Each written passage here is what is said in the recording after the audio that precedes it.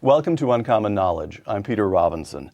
Be sure to follow us, by the way, on Twitter at twitter.com/UNC Knowledge.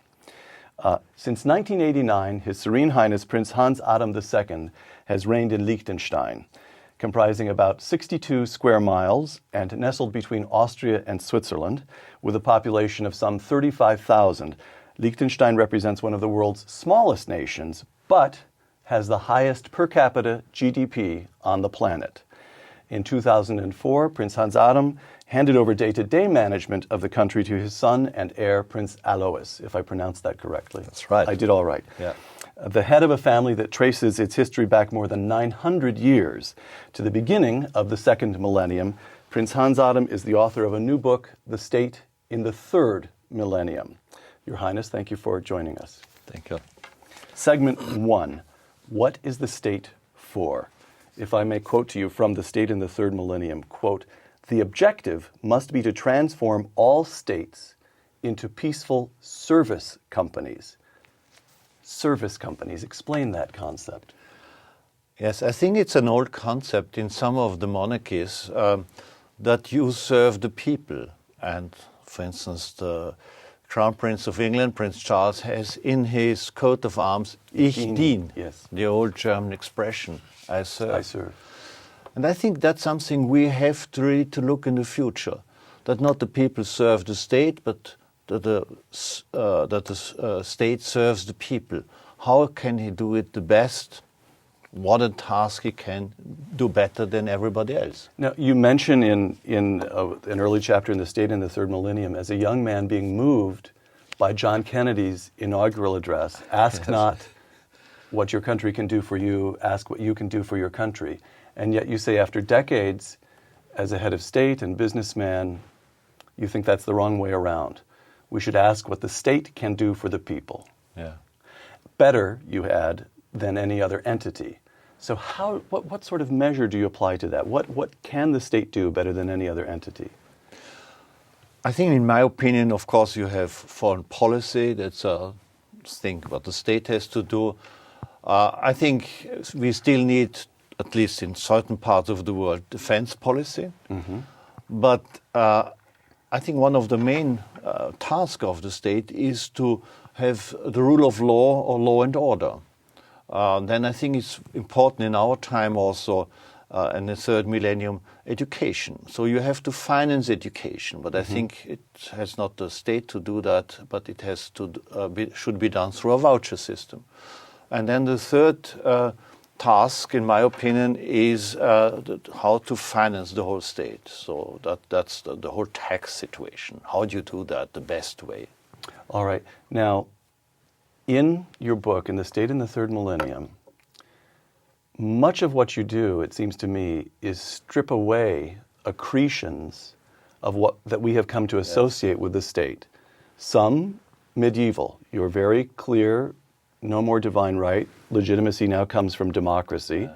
Some 20th century accretions, the welfare state and so forth. But, well, let me give you a fact and a quotation. Here's the fact.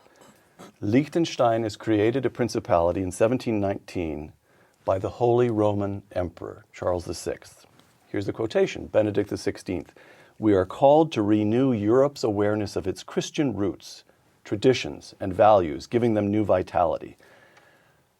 How do you reconcile, you the representative of 900 years of history, how do you reconcile the notion of the state as a historical construct that confers a sense of identity, a sense of history, in the case of Europe, specifically Christian origins? How you put it in one, you use the phrase the SemiGod. How do you reconcile the state as a SemiGod with this quite practical, almost prosaic notion of the state as a service provider? I think we have to leave that. That's history. You want to eliminate it altogether? Eliminate completely. And that's also the reason why I introduced in Liechtenstein that the monarchy doesn't get its legitimation through religion anymore, with freedom of religion, which you have to respect as a human right. You have to give the monarchy a kind of democratic legitimation. And therefore, if you say, okay, democratic legitimation, if the state should be a service company, you have to rethink the whole state, really. I think you have to go away from this ideological legitimation or religious legitimation of the state, or racist legitimation, or whatever it is, and go really to a service company. Let me quote you once again from The State in the Third Millennium. The United States and Europe, you write, quote, have to free the state from all the unnecessary tasks and burdens with which it has been loaded during the last 100 years, which have distracted it from its two main tasks, the maintenance of the rule of law and foreign policy. Your Highness, are you aware that those words could have been written by Sarah Palin? If you were an American, you'd be a member of the Tea Party. Yes. Will you accept that? Well, yeah, I have to accept that. All right. Segment 2, the welfare state. This brings us precisely to the welfare state.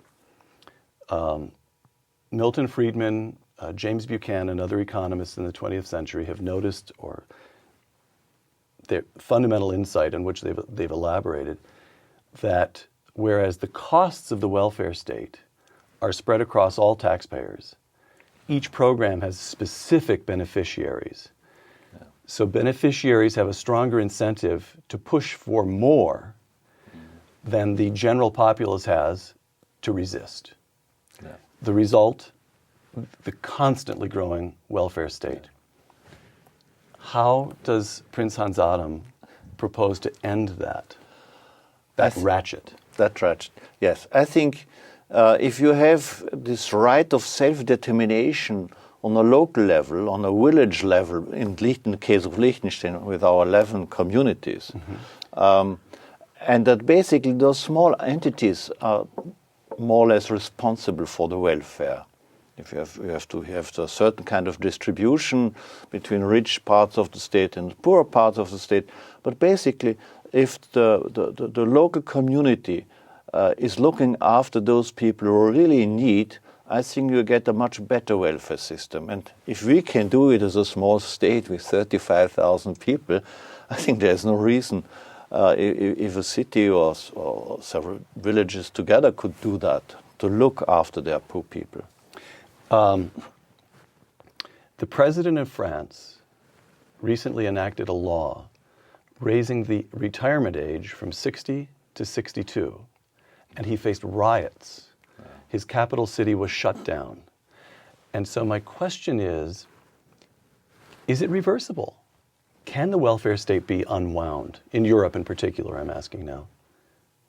I think yes, it can be. I think you have to explain it to the people in a sort of very clear way. You have to show them that it's necessary.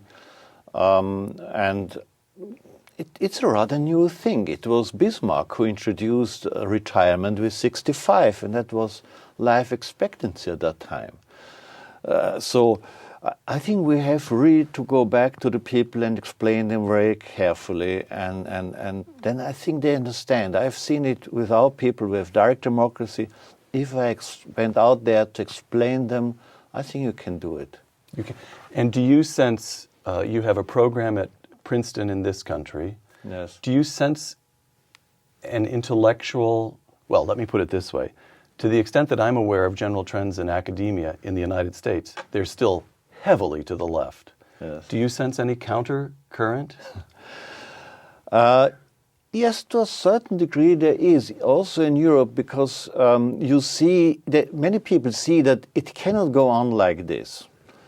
And well, my reason was really to look into this whole problem was that I was afraid that those big states would collapse. Mm-hmm.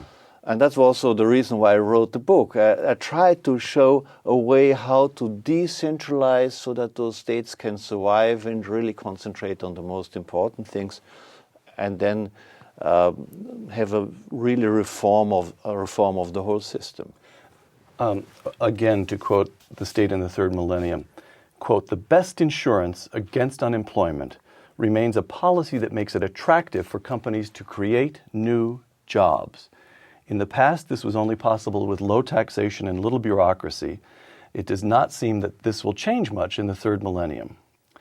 Once again, the difference between His Serene Highness Prince Hans Adam II and Sarah Palin is zero. I welcome you to the Tea Party.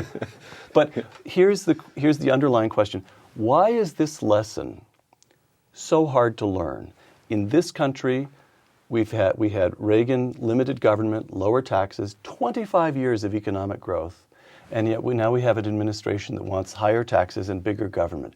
There is something, excuse me, I put it to you in the form of a question, is there something permanently attractive about the state, irrationally attractive about the state? Yes, I think so. I think we should not forget that our heritage was genetically and over hundreds, thousands or millions of years living in very small community without private ownership, basically, tribal systems. And there everybody looked for the other and so on. And we are still somehow, with our instincts, in this society. So this development even of the agricultural age and the modern age is very new, and we have not adapted to it, really. And I think we have to see how we can adapt the state to the people, how we are. And I think there's another element in that. I think for politicians to win election, basically you have to buy votes. And you can buy votes by handing out taxpayers' money, where few people can afford to pay it out of their own pocket, or by tax advantages. And therefore you get this very complicated system of taxation, which is very complicated, very expensive, a lot of money lost. So I think that's one of the reasons why we are in such a state. Right. Segment 3, let's spend a moment, excuse me, talking about the example of your country, of Liechtenstein. After the Second World War, Liechtenstein represented a country of no particular economic note. Some farming, a little bit of manufacturing, and now, these decades later, the highest per capita GDP on the planet. How did that happen? I think there were several factors. Well, one factor, in the population, one always thought that we should have low taxation.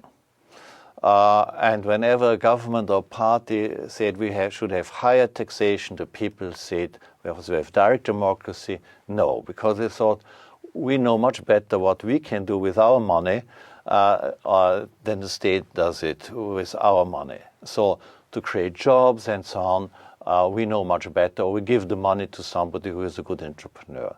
So that was, I think, one aspect.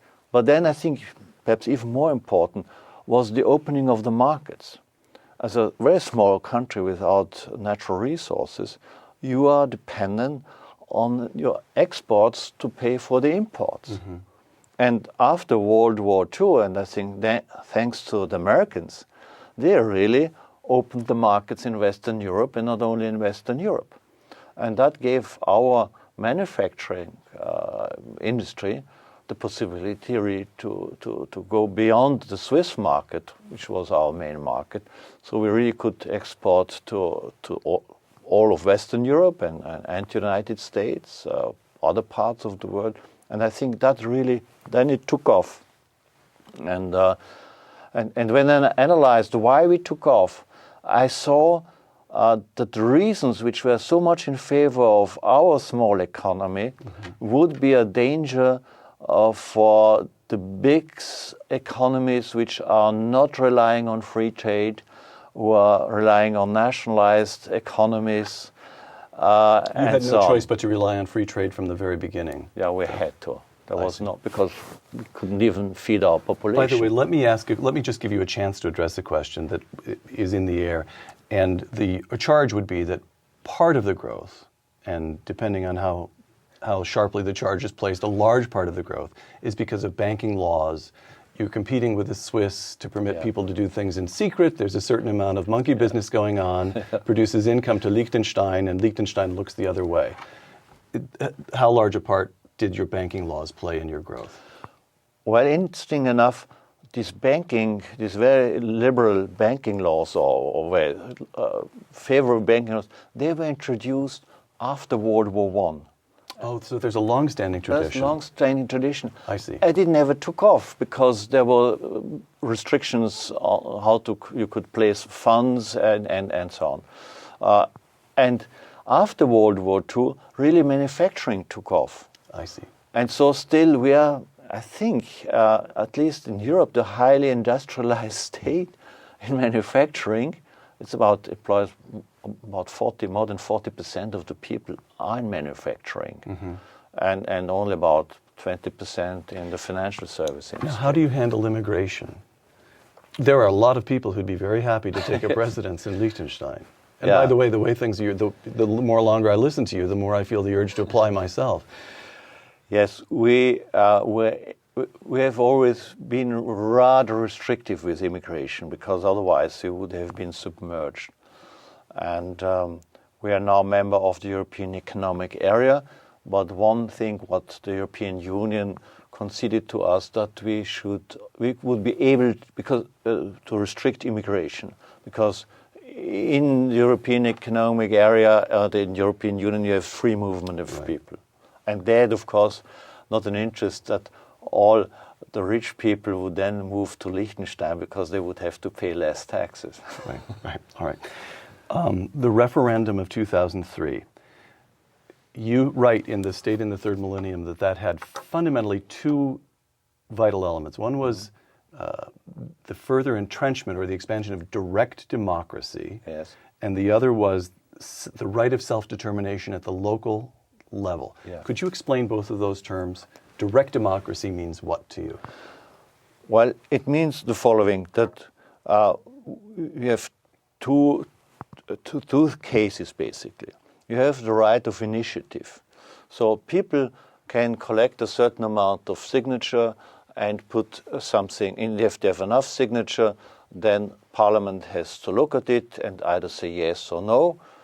If they say no, it comes to a popular vote and Parliament is overruled. And that can apply either to a new law or change of the constitution or something in one of the, as we have quite a lot of autonomy in our different communities, the villages, they can also apply to a local law. And then you have the right of referendum. So if the Parliament passes a law through or changes of the constitution, there's a certain time limit before the reigning prince signs it off and makes it a law. And that gives the people the possibility to collect signatures to ask for a popular vote on this subject. So only, and if the people say no, even it has been passed unanimously through Parliament, there's no chance it goes, and then the reigning prince doesn't sign. And the right the right of self-determination at the local level. It's like this, that in our constitution now, the people in every village. And there are 11 of them, so right. we have about an average of 3,500 people per village. Of course, there are some of smaller, some are a little bit larger. But anyhow, every village has the right to leave the country, to say, okay, we want to become independent, or we want to join Switzerland, or we want to join Austria, or whatever they want to. So that's decided on again with a popular vote on the local level. Segment 4, let's turn from Liechtenstein, 35,000 population, to big states. And here you mention large states at a number of points in The State in the Third Millennium. I just would like to see you apply your insights and thinking to the problems of big states. China. Since 1978, the Chinese economy has grown by some 10% a year. This is the highest sustained growth rate in human history, as best we can tell. And today in China, there are some 400 million fewer people living in poverty than just 20 years ago. Yeah. But China permits virtually no political freedom. Yeah. Growth instead of political freedom. Is China making a reasonable trade? I think it's the right step to do it like they did it. You do? Yeah. First, they had to give the freedom on the economic side, to build up really the economy, rebuild it, and give wealth to many people. And that, I think, was certainly important. And I think that was something which has been seen quite early on, I think, with Deng Xiaoping. Yes. That this would be necessary.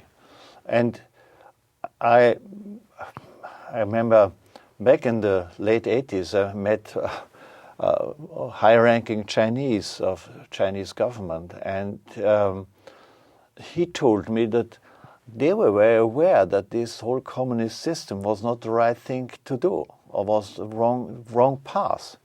But it would be quite not easy to change the political thing. It's always very difficult if you have a dictatorship, then to turn into a democracy. Yes. And then they're afraid, of course, were afraid, or still afraid, that China would break apart.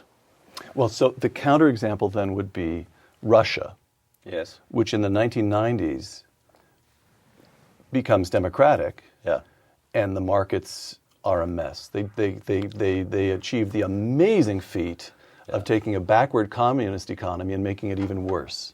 Yes. So that was wrong. Is that correct? That they should have retained some sort of central control and freed up the markets before attempting democracy? Yes, I think that would have been the right way.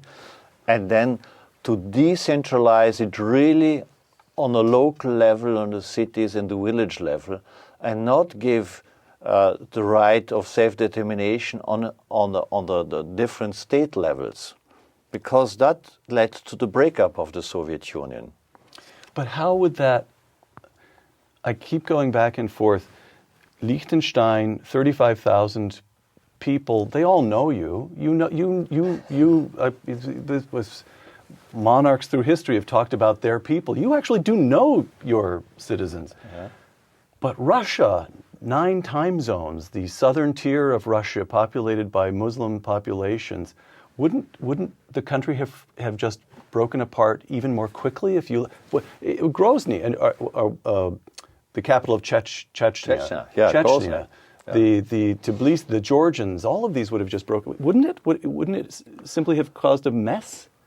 I think what you would have had to put in, okay, free the economy, put down the rule of law, and at the beginning of the 90s, I introduced an initiative at the United Nations on how to handle self-determination on a local level. I think and that in certain steps. So you introduce democracy and self-determination on the local community.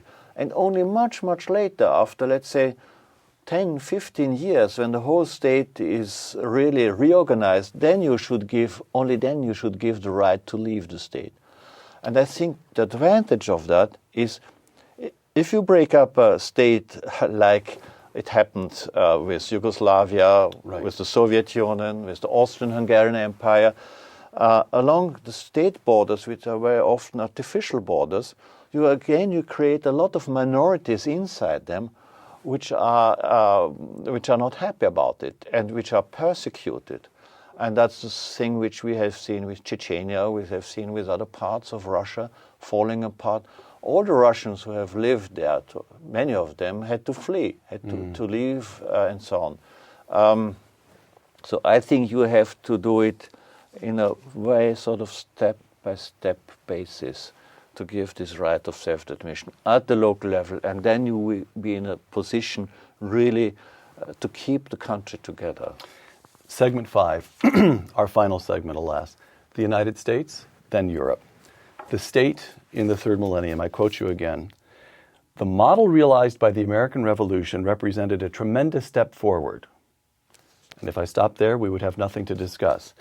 It is fortunate for human history that this democratic state based on the rule of law was so successful in spite of a series of weak points in this Constitution. All right, Your Highness, you have some explaining to do. Yes. Our weak points. Weak points that you have direct democracy only on the local state level, not on the federal level. But there I think I have you. Because we sit in California, Yes. where citizens do have resort to a ballot initiative. California is 38 million people. It's a different case from Liechtenstein, but still, it's direct democracy, with the result that the California Constitution is now as thick as a telephone book, and the state is seriously encumbered with contradictory. It's a mess. It's a mess. All right. Yes. I'm just giving you a little resistance. Yes. Carry on with our weak points. I think one of the weak points in the United States was that the state, the federal state, took over quite a lot of tasks, and I think they made also the mistake to give the indirect taxation to the local states and keep direct taxes for themselves. I think that's not a good system. I think you should do it the other way around. And then I think here again, if the United States would have concentrated the federal state on certain few important tasks which they can do better than the local states or the local communities, then I think the United States would be even in a better position. But I think it's, yes, as you say, there's a tendency with, I call it indirect democracy, but also then with the way how direct democracy is shaped, that you get very complicated laws. If you look at the US laws, it's very huge amounts of laws and very difficult to find your way if you're a normal citizen. You need a lawyer, and even they get lost. Now, the election that just took place, the Republicans captured more seats in the House of Representatives than in any election in some 7 decades, by my count. Mm-hmm. Some seats, 6 seats in the Senate. Does that strike you as a sign of health? Or, given that the Republicans were just turned out 4 years ago, and that 6-8 years ago before that, does this strike you as dangerous volatility that you see entering the American system? It is perhaps a dangerous volatility because I think it shows to a certain degree that people are unhappy with the present system, whoever is really in charge. They were unhappy with the Republicans, they changed over to the Democrats, now they changed back to a certain degree. And I think it's a little bit of a sign that those traditional states are starting to come into a crisis in this age of globalization. Mm. I think the United States are still very well off, no doubt about it. And I'm, that I'm sitting here, that's because the Americans saved us during World War II and during the Cold War. So I'm very grateful to them. And still, I think we would be happy if everywhere in the world you would have something like American democracy. Mm. But looking far into the future, I think some reforms should be necessary in the United States, really to be a leading competitive power, which we need, I think, for a long time still in this world, to turn that into that. All right, to Europe. In the state in the Third Millennium, you note that whereas the European Court of Justice, quote, finds the time to deal extensively with cases that do not fall within its jurisdiction, close quote, it nevertheless has a backlog of some 90,000 cases that do fall in its jurisdiction.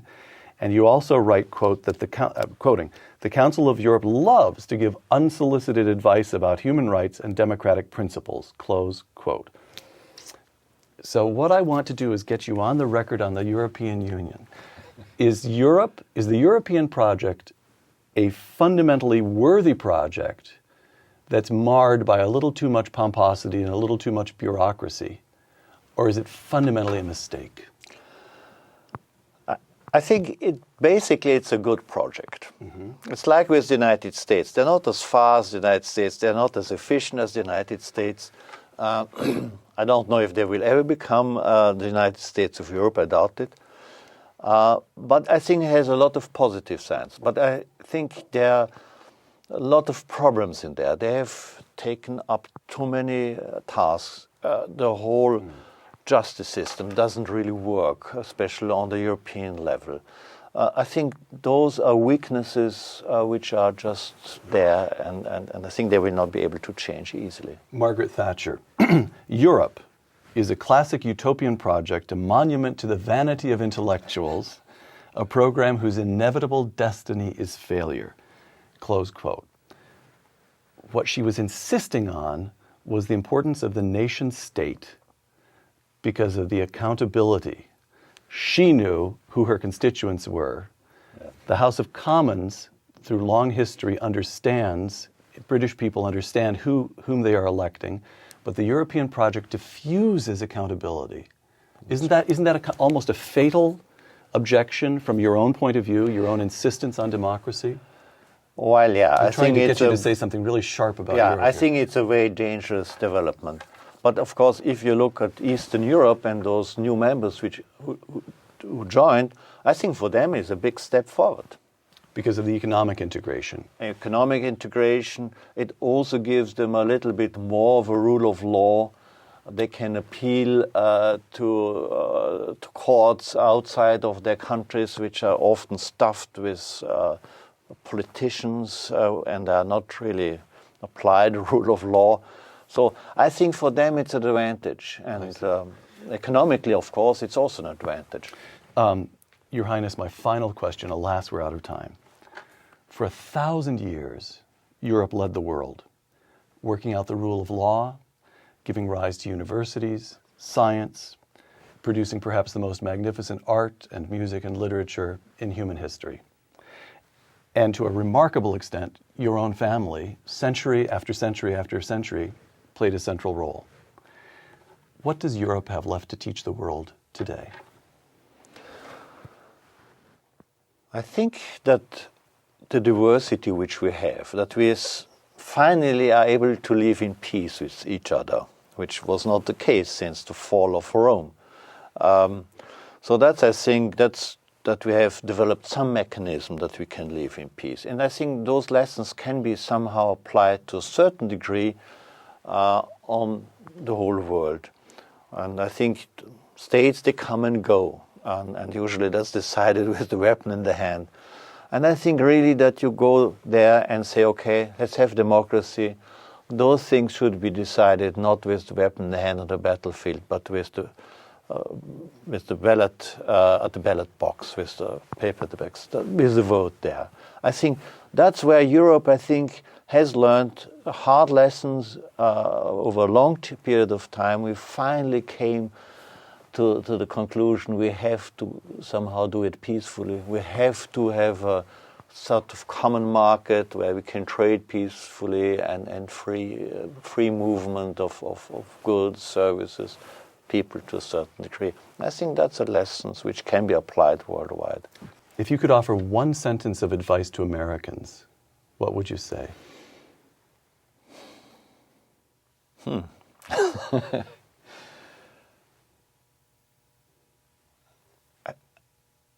I think the world still needs you how you are. Thank you. Your Serene Highness, Prince Hans Adam II of Liechtenstein, author of The State in the Third Millennium, thank you. Thank you. I'm Peter Robinson for Uncommon Knowledge and the Hoover Institution. Thanks for joining us.